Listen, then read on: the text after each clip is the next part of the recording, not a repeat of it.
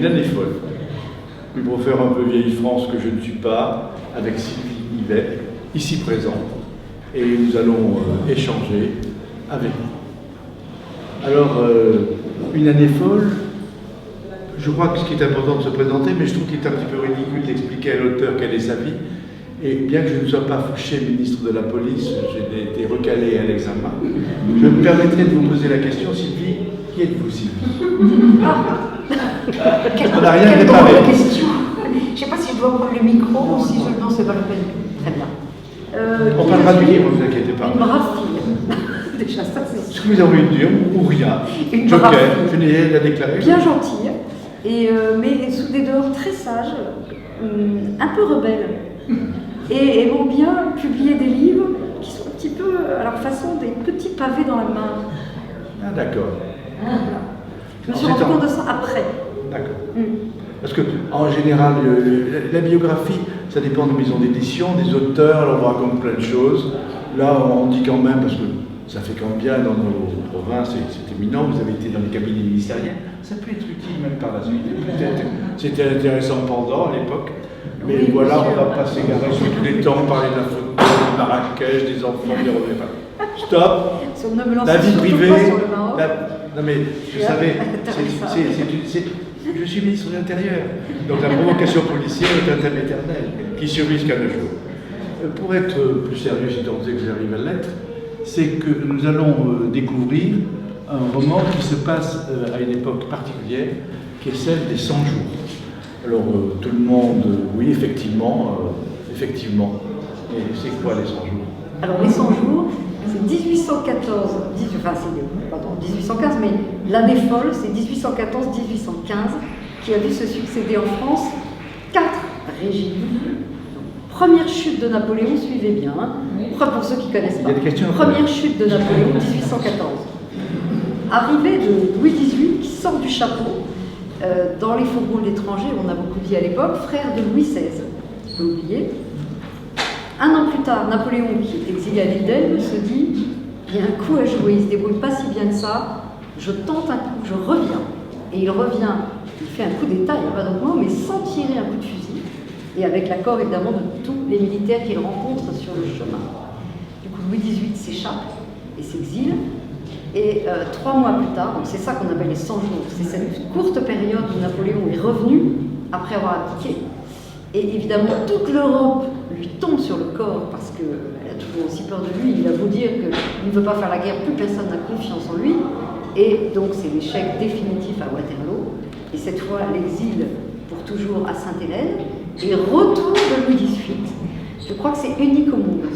4 régimes comme ça en un an. C'est de la folie. Voilà ce que c'est les 100 jours. C'est cette petite période, cette petite poche entre ce qu'on appelait les 2 restaurations, la première et la seconde. Et donc on est sur une période peu connue.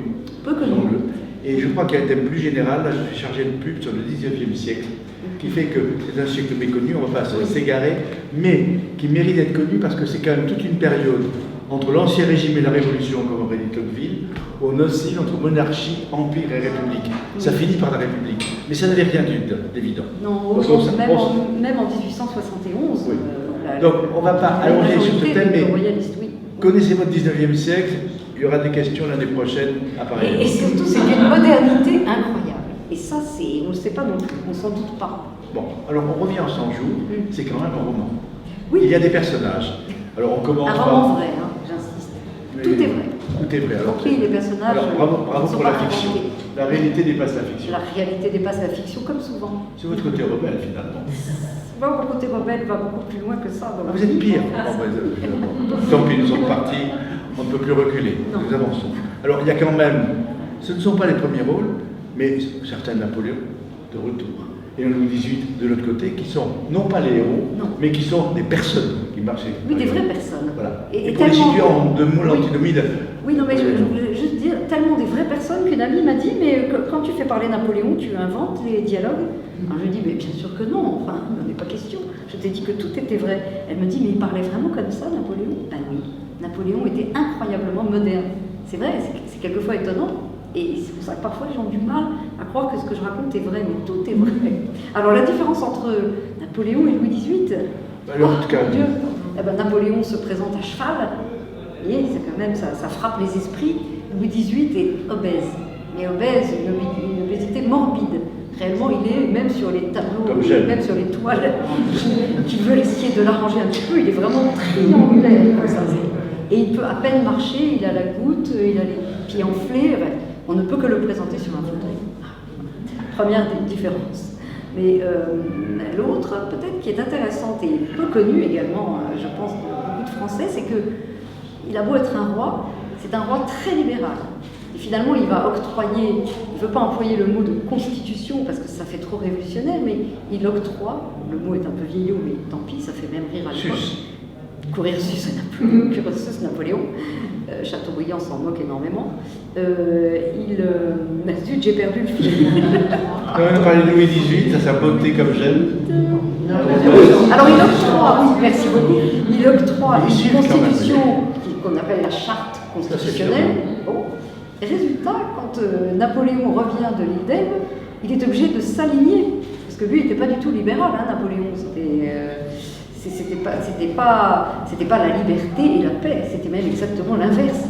Pas de liberté, peu de liberté, et certainement et la guerre perpétuelle. Donc évidemment, Louis XVIII a le beau rôle, et quand il revient de l'île d'Elbe, Napoléon, il est bien embêté, parce que qu'est-ce qu'il peut proposer de plus que ce qu'a déjà fait Louis XVIII sous la première Restauration. Et d'ailleurs, c'est tellement finalement bien pour les Français, ils en sont bien contents, et ils le gardent, ce Louis XVIII, après les 100 jours, jusqu'à sa mort, en 1824. Bon, ça, je ne raconte pas dans mon livre, parce que ça y est, on a dépassé, mais j'en profite quand même pour raconter ça. Le dernier, puis c'est moi qui règle, je ne m'arrêterai pas. On s'arrêtera quand même les autres. Je suis obligée de m'arrêter là, mais en fait, ça continue. Après, son frère, il y a un troisième frère de Louis XVI, Charles X, qui devient roi, et qui, lui, bénéficie, entre guillemets, d'une révolution en 1830, mais pour le coup, c'est sa faute. Et s'il n'avait pas fait ces 2-3 petites bêtises, on serait peut-être toujours en monarchie, qui sait. Alors, il y a un équilibre, et sous votre contrôle, vous qui avez travaillé, c'est que d'une part, on a un Napoléon moderne de la communication, qui sait dire à chacun ce qu'il a envie d'entendre. C'est très nouveau. Il a véritablement inventé la communication moderne. Voilà, à chacun sa vérité. Un Louis XVIII qui paraît ringard avec un langage vieillot, qui est finalement moderne, mais la modernité, toujours sous votre contrôle, de Louis XVIII, il a un frère. Bon. Et donc ce frère, étant un ultra, c'est que c'était finalement le plus moderne, avancé dans ce qu'il a mis en place, mais en permanence contrôlé par les ultras. Oui. Harcelé, on pourrait dire. Harcelé. Le troisième frère part du principe que quand on fait une concession comme ça, tout le bras y passe, voire la tête. Moi, on s'est beaucoup moqué de lui, on a beaucoup dit qu'il était bête. Et moi, je le comprends un petit peu. On peut se mettre à sa place et se dire qu'effectivement, Louis XVI a fait plein de concessions et ça s'est mal terminé pour lui. Donc lui, il dit, il faut pas bouger, il faut rester sur nos... Et Louis XVIII, qui est sans doute le plus intelligent des trois frères, lui, il est très très fin et c'est vraiment un homme politique et il essaye véritablement, au début de la première Restauration, de réunir la droite et la gauche. On les appelle déjà quasiment comme ça. On serait aux européennes. Mais oui, mais c'est d'une modernité assez fascinante par moments. Alors si vous voulez, on va peut-être, parce que sinon les puissants là vont être dans des discussions. Oui, parce que là on a fait un peu d'histoire. Au bord des ronds-points. Mais disons que c'est le contexte qui est extrêmement important. Oui. Mais il y a un beau héros et effectivement deux personnes qui sont différentes, mais je vous laisse ce soir en parler, qui sont les premiers rôles, comme vous dites. Exactement. Alors j'y suis extrêmement attachée parce que le premier, celui qui s'appelle Charles, mais je vous rassure, je donne les vrais noms à la fin. Son chouchou. Même s'ils ne sont pas très... Bon, et je crus au début que ce serait mon chouchou, finalement, j'adore les deux. Et celui-là est un militaire, ça peut peut-être moins faire effet sur le papier, mais vous verrez que le personnage est haut en couleur. Et le second est plus âgé, il est d'un milieu totalement différent. Le premier, d'une vieille famille noble, bretonne, et le second, pas du tout. Et finalement, les deux qui étaient à front renversé, l'un plutôt républicain, le premier, et l'autre plutôt royaliste, étonnant mais vrai, se retrouvent derrière Napoléon. Et le premier, donc le plus jeune, est un peu foufou, un peu adolescent, mais le second beaucoup plus sage. Mais, et là c'est vraiment une découverte que j'ai faite en creusant pour faire le livre, puisque je fais leur destin croisé, ainsi que ceux de leurs femmes, des rôles très importants. J'ai découvert que le second était aussi bien que le premier, et je ne le pensais pas, car le second a été un quasi-ministre de Napoléon, ministre des Postes, Mais qu'est-ce que ça veut dire à l'époque de Napoléon, ministre des Postes? Ça veut dire, on ouvre les courriers en secret, c'est quasiment du renseignement. Et on dit à Napoléon tout ce qui se passe. Et puis après on referme, on fait refermer, c'est pas lui qui ouvrait, c'était les gens qui travaillaient pour lui. Et je me disais que quelqu'un qui faisait ça ne devait pas être forcément quelqu'un de très merveilleux, et bien pas du tout. C'est quelqu'un qui n'a jamais livré tout ce qu'il avait pu lire dans toutes ses lettres, qui étaient parfois des choses très personnelles. Et alors qu'aujourd'hui tout est dans les journaux. Et bien lui, même quand il a écrit ses mémoires beaucoup plus tard, et qu'il a d'ailleurs souhaité publier après sa mort, il n'a rien raconté. Donc un type d'une élégance absolue. Donc mes deux personnages, je les adore, et leur femme aussi. Et leur femme, enfin quand on a lu le livre, on comprend pourquoi. Parce qu'elles sont quand même très amoureuses, pas tout de suite pour l'une des deux, mais à la fin. Et ce qui est intéressant, c'est qu'effectivement, lui, il est d'une vieille aristocratie éternelle. Hein. Et ce qui fait que déjà, le héros est en rupture de banc par rapport à son milieu, non pas enfin, par les opinions. Ah oui, bon. Il fait vraiment tâche. C'est un petit canard. Et la force de ce que j'ai vu, c'est la capacité que vous avez eue à entrelacer ces vies croisées, mais qui fait que c'est un chapitre, passage, enfin, oui, d'un personnage à l'autre. De l'un à l'autre. On n'a pas le temps de s'ennuyer. Et vous retombez sur vos pieds. Une chance folle, parce que honnêtement, l'idée était quand même très arbitraire. De se dire, je prends ces deux personnages, c'était Charles, sur lequel je voulais écrire au début. Ensuite, j'ai décidé d'en marier, entre guillemets, deux.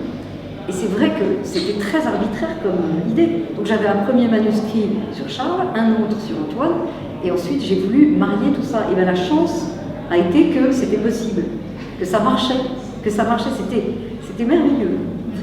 Mais c'est vrai qu'à la fin, c'est pas tiré par les cheveux, ça tombe naturellement. Il faut faire attention aux cheveux, ça. et donc, tout ça dans un contexte de personnages. On va pas les décrire en tant que tel, mais Constant l'inconstant, Madame de Staël, oui, j'en passe, tout un monde, Chateaubriand. Fabuleux, donc. Vous citez abondamment. Il faut dire comment s'en priver. C'est extraordinaire. Tout ce qu'il raconte, on s'amuse. Hein. Chateaubriand. J'ai pas dit encore, mais c'est une tragicomédie. C'est aussi drôle que triste. Pas tout de suite. Hein. D'abord une petite présentation des personnages, d'où ils viennent, qui ils sont, comment ils se marient, pourquoi. Bon. Puis après, ça commence. Et puis après, les faits s'enchaînent et ça galope. C'est le choix de la tragicomédie qui est intéressant. Oui. Cette notion de pièce. Oui. Et effectivement, en 5 actes, avec entracte en plus. Avec des petits entractes pour caser quelques merveilleuses citations que j'ai pas osé ajouter au texte. Il y en avait déjà pas mal. C'était pas la peine d'en rajouter, mais elle valait quand même le détour, hein, certaines. Et ce que vous disiez, c'est la vérité. C'est-à-dire que tout est adossé. Tout est vrai. La réalité dépasse la fiction. Ah oui, complètement. Et tout est adossé à une référence culturelle de l'époque. Et des personnages. Et puis, de la littérature du 19e siècle, que je crois vous aimez quelque peu. Ouais, j'ai baigné là-dedans. Mon père est un spécialiste de Balzac. Il y avait dans tout l'appartement des portraits de Balzac qui collectionnait, des portraits de l'époque.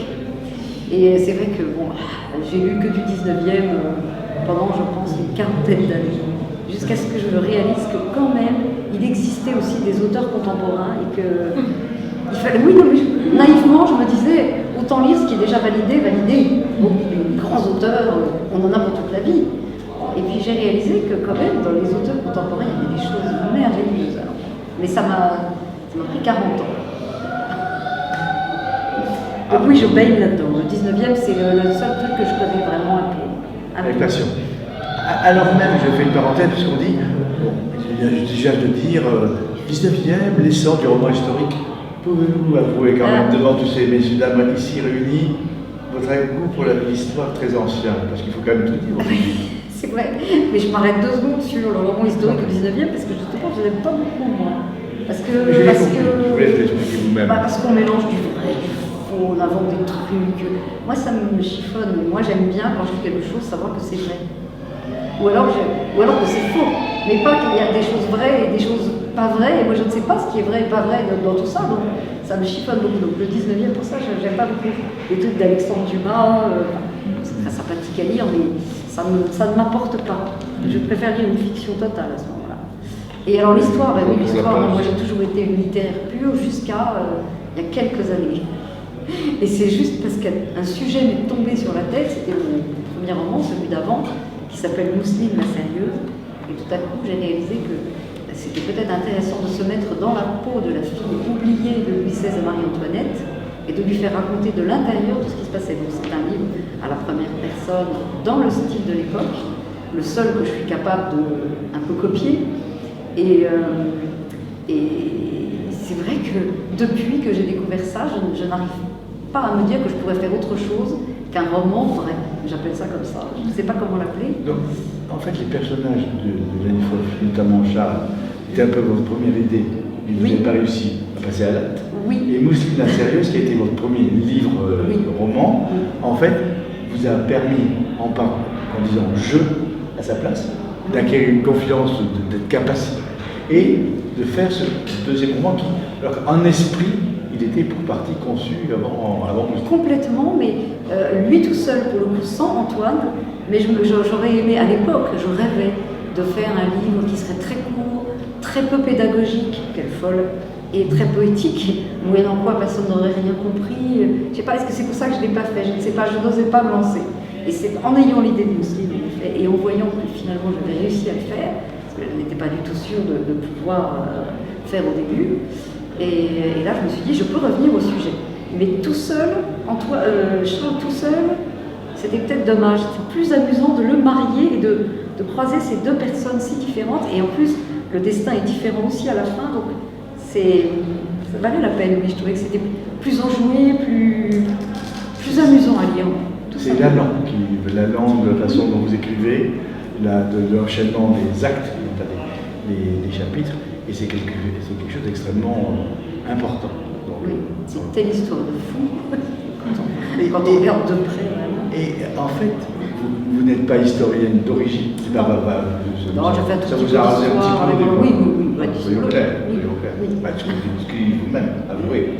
Et donc, à ce titre-là, vous faites des impuretés avec le genre historique, en ce sens que tout d'un coup, l'actualité s'invente, s'invite. Oh là là, je s'invite.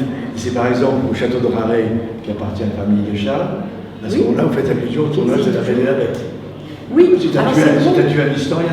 Vous n'êtes pas le premier à me dire que finalement, peut-être n'osez-vous pas me dire, que ça les a même un tout petit peu gênés. Certaines personnes pas me disent... d'anachronisme, disent les vieux historiens. Oui, je ne fais pas un livre d'histoire, en effet. Tant qu'à faire, je suis sûre que le lecteur sera très content de savoir que le château dans lequel on a tourné La Belle et la Bête est effectivement le château d'origine de la famille de Charles. Et que Charles y a vécu et qu'il a aimé ce château. C'est vrai que c'est marrant, c'est un château dans l'Oise, pas loin de Paris. Très original, enfin bon, je le décris en 2 secondes, hein, je dis ça en passant. C'est une allusion. Mais oui. C'est ça, c'est en passant. Et donc cette grande liberté dans le genre. Donc beaucoup d'allant, beaucoup d'humour aussi, et notamment en ayant référence aux chroniqueurs de l'époque, parce que vous êtes copié.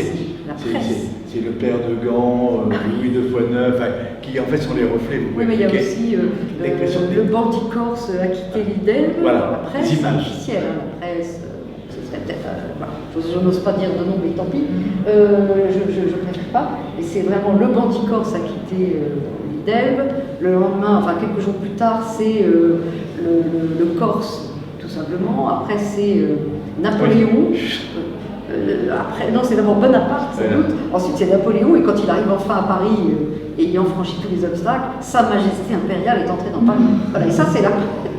Et comme disait le banquier Lafitte, un idiot riche est un riche, alors qu'un idiot pauvre est un idiot. C'est un peu le sens des mots en fonction des situations. Donc, ce qui est fou, c'est la courtisanerie de la presse et des élites de l'époque, qui se rangent à chaque fois, ça on l'a pas dit tout à l'heure, mais à chaque changement de régime, hop, ils se placent derrière le vainqueur. Hop, hop, hop. C'est comme ça qu'on a des chupés, j'allais dire cette fois, des Fouché Talleyrand, voilà, qui sont toujours au bon endroit, pendant que les gens bien, les 2 personnages, et ils ne sont pas nombreux à l'époque. Ils ne sont pas nombreux. Je crois que Talleyrand avait soufflé à l'oreille de je ne sais plus qui sur le serment d'allégeance, Sire c'est le 13e, c'est quelque chose de ce goût-là, qui montre la grande fidélité à l'époque.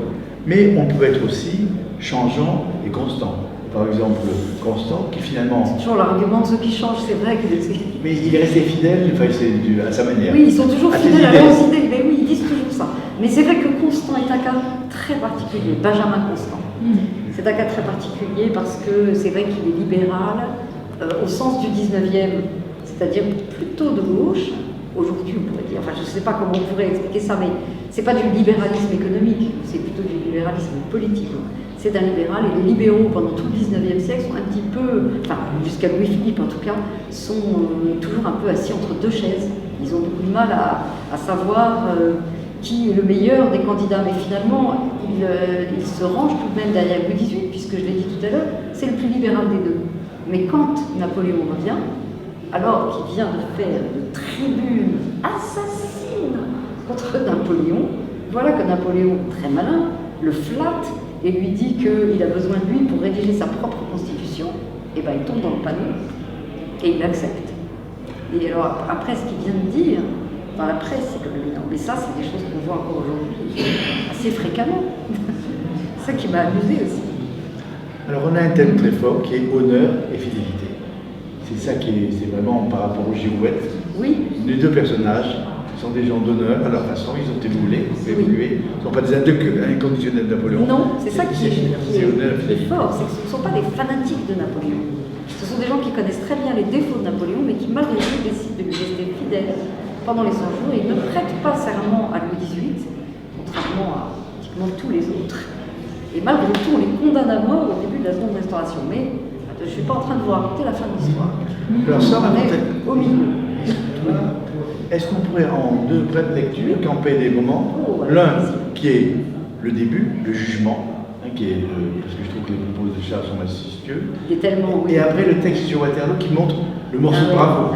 Alors on va pas passer vos armes sur Waterloo, mais si vous voulez, avec grand plaisir, j'adore les Bravo. Ce début, ça commence par un procès. Je lis ça. Le début, voilà, juste qui campe le procès.